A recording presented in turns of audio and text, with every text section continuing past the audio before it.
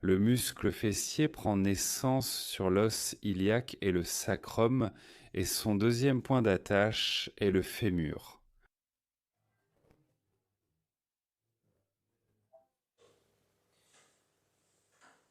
Ce muscle est l'un des principaux qui stabilise le bassin.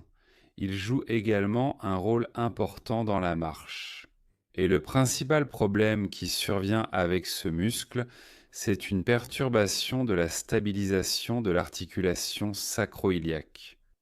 C'est l'articulation entre le sacrum et l'os iliaque.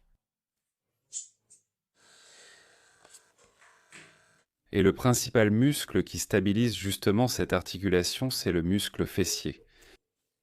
C'est-à-dire l'une de ses fonctions qui dépend précisément de son point d'origine et de son point d'insertion, c'est la stabilisation de l'articulation sacro-iliaque. Elle prend son origine de l'os iliaque et du sacrum. Voici son point d'origine, et ce muscle s'insère sur la tubérosité du fémur.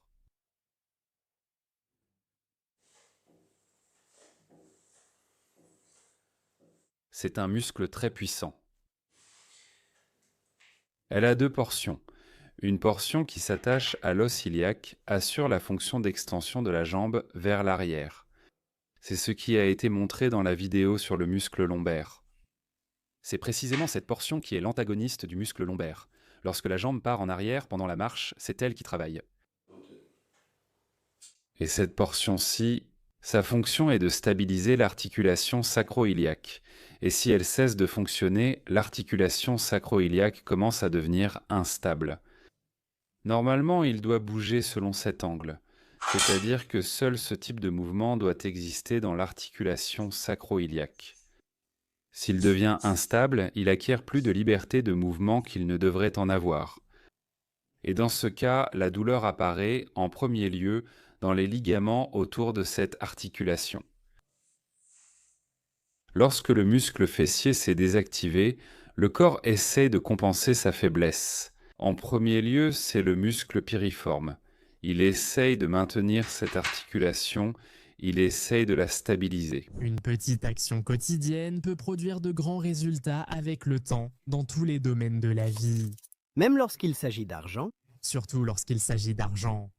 rien que de penser à investir, ma tension monte. Sur ma chaîne, je reviens toujours à la même idée. Vous n'avez pas besoin de quelque chose de compliqué pour faire une grande différence.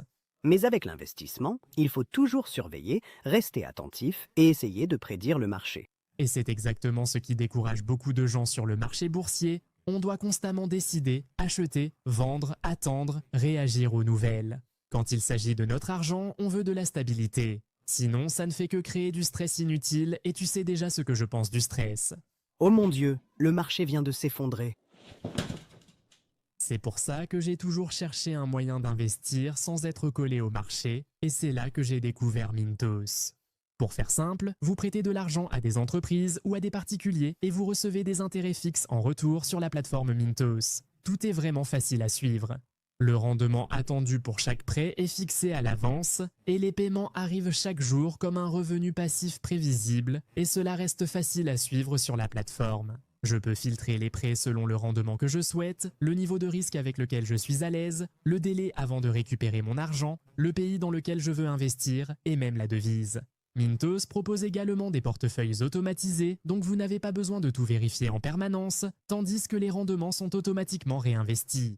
Ce qui me laisse plus de temps pour les choses que j'aime. La grande question est, quel type de rendement pouvez-vous réellement espérer ? Avec Mintos, le rendement moyen des prêts est de près de 11%. Et honnêtement, c'est un rendement plutôt solide, surtout pour un revenu passif. Mintos existe depuis 2014, compte plus de 600 000 utilisateurs et est réglementé dans l'Union européenne sous MiFID. Et comme vous passez par ma chaîne, vous pouvez obtenir un bonus exclusif allant jusqu'à 500 € lorsque vous investissez au moins un 5 cents euros. Cliquez sur le lien dans la description ou scannez le code QR pour en profiter. Maintenant, d'accord, ça a l'air vraiment simple, stable et avec un bonus en plus. Ne ratez pas cette opportunité. Le muscle piriforme commence à partir de la surface interne du sacrum. C'est-à-dire qu'il commence d'ici, en fait, il commence de l'intérieur. Et il va ici vers l'extérieur. Également dans l'os fémoral. Il part directement de l'intérieur de la cavité pelvienne et sort vers l'extérieur. Et ici, il se trouve à l'intérieur. Il s'est attaché au bassin. C'est une vue de derrière et il va vers le grand trochanter, vers l'os fémoral. C'est donc aussi un muscle qui, un point d'attache est le sacrum et l'autre point d'attache est l'os fémoral. Et il peut également participer à la stabilisation de l'articulation sacro-iliaque.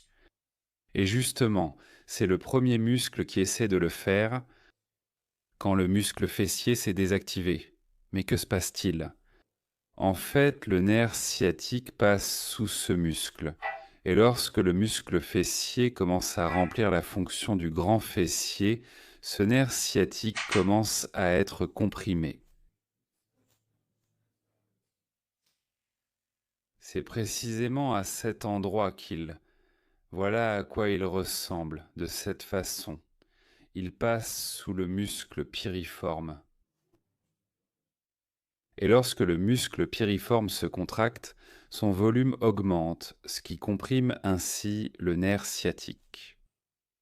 Ici, tout dépend du degré de sa compression. Cela débute par une faiblesse des muscles innervés par ce nerf, puis un syndrome du muscle piriforme avec douleur descendant dans la jambe. Un engourdissement est également possible. Le muscle suivant qui essaie de compenser la faiblesse du muscle fessier est l'extenseur du dos. L'extenseur du dos. Ici, c'est un muscle qui longe également la colonne vertébrale et lui aussi, un de ses points d'attache est l'os iliaque, l'autre est le sacrum.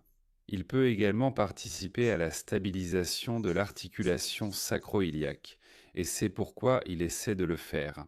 C'est pourquoi il arrive souvent qu'en cas de faiblesse du grand fessier, on observe une hypertrophie de ces muscles paravertébraux, les extenseurs du dos. Autrement dit, vous pouvez voir par exemple que d'un côté, le muscle est plus volumineux, de l'autre, il l'est moins. Le plus souvent, le muscle est augmenté de volume, du côté où le grand fessier est faible. Autrement dit, ce sont ces muscles, le muscle piriforme et l'extenseur du dos, qui essaieront de compenser la faiblesse du muscle fessier pour stabiliser l'articulation sacro-iliaque. Dans le cas du muscle piriforme, lorsqu'il se contracte, il prend la fonction du muscle fessier, se raccourcit et commence à comprimer le nerf sciatique. Dans ce cas, la mobilité de la hanche est limitée, la position du bassin change et le nerf sciatique lui-même est comprimé. Dans le cas de l'extenseur du dos, il y aura une limitation de la mobilité dans la région lombaire de la colonne vertébrale, parce que ce muscle sera constamment tendu pour maintenir tant bien que mal l'articulation sacro-iliaque. Et il y aura constamment des fixations dans la région lombaire de la colonne vertébrale. Le muscle fessier participe également au mouvement, notamment lors de la marche, et il pousse vers l'avant pendant le pas. La charge principale doit reposer précisément sur le muscle fessier pendant la marche lorsque vous marchez. Mais si cela ne se produit pas, d'autres muscles essaient de travailler à sa place.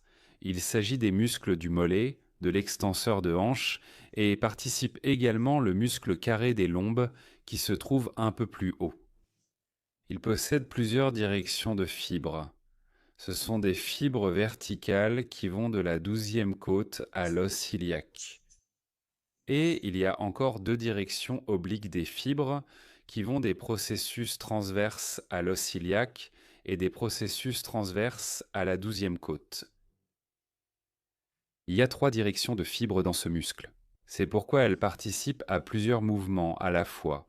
Elles participent à la flexion, à l'extension, aux inclinaisons latérales et aux rotations du tronc. C'est aussi un antagoniste du muscle oblique. C'est justement à cause des muscles obliques de l'abdomen, à la fois externes et internes, à cause de cette différence de direction des fibres. En cas de faiblesse du muscle fessier, les muscles carrés des lombes essaient également de prendre la charge lors de la marche.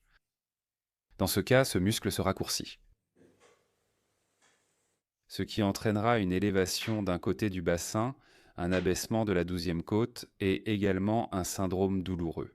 Il est possible que des douleurs se développent en raison de la formation de blocages articulaires dans la région lombaire de la colonne vertébrale. Il peut également y avoir ici une compression d'une racine nerveuse. En raison du changement de position des vertèbres elles-mêmes et dans le foramen intervertébral, la compression des racines nerveuses se produira à cause du raccourcissement du muscle lombaire.